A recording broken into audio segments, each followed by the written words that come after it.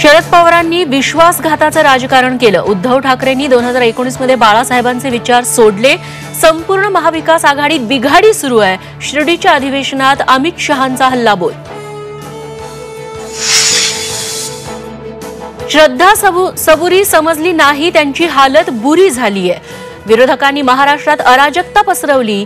मुख्यमंत्री देवेंद्र फडणवीसांचा शिर्डीच्या अधिवेशनातून विरोधकांवर जोरदार निशाणा।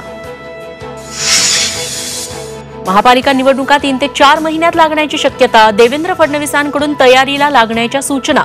तर अमित शहांनी बीएमसीत महाविजयाचा व्यक्त केला विश्वास। संतोष देशमुख हत्येतील आरोपी विष्णू चाटेनं मोबाईल नाशिकमध्ये फेकल्याची माहिती। तपास यंत्रणांना अद्याप मोबाईल सापडेना। चाटेनं कराडला याच फोनवरून फोन केल्याचा संशय। धनंजय मुंडेंवर होणाऱ्या आरोपांकडे भाजपच्या वरिष्ठांचं लक्ष असल्याची सूत्रांची माहिती। अमित शहा अजित पवारांच्या भेटीत प्रकरणावर चर्चा झाल्याचीही माहिती।